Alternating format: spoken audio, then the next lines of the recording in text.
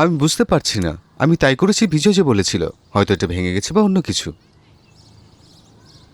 ও, কে জানে কেন এমন হলো। যেমন প্রত্যেকের বডির গঠন দেখতে আলাদা আলাদা হয়, ঠিক তেমনি প্রত্যেকের রিপ্রোডাক্টিভ অর্গান দেখতে আলাদা আলাদা হয়।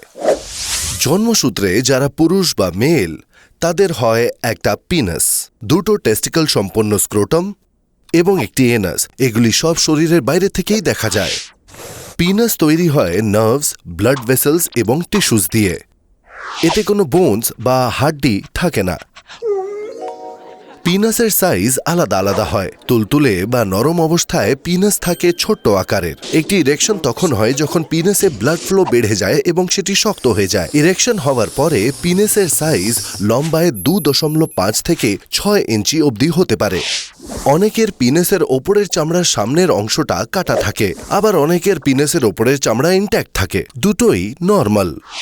পিনাসের মাথায় একটা ফুটো থাকে যা ইউরেথ্রার অংশ এবং এর মাধ্যমে ব্ল্যাডারে জমা হওয়া ইউরিন শরীরের বাইরে যেতে পারে।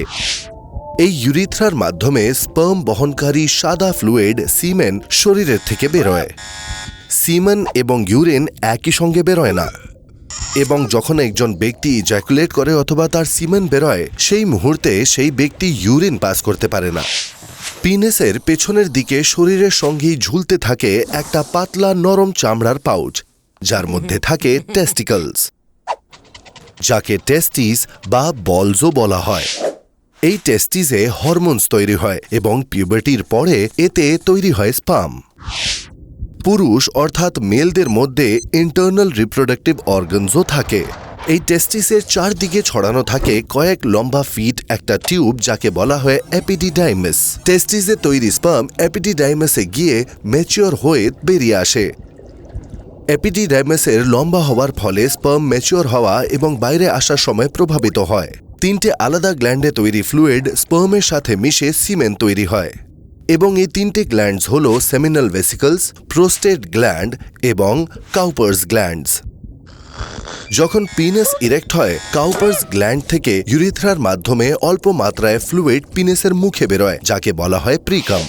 কাউপার্স গ্ল্যান্ডস থেকে প্রিকাম বেরোনোর আসল কারণ হল ইজ্যাকুলেশনের জন্য ইউরিথ্রাকে পরিষ্কার করা। ইজ্যাকুলেশনের সময় ইজ্যাকুলেটরি ডাক্ট খুলে সিমেনকে ইউরিথ্রার মধ্যে দিয়ে এগিয়ে দেয়। আমাদের শরীর কত অদ্ভুত, তাই না?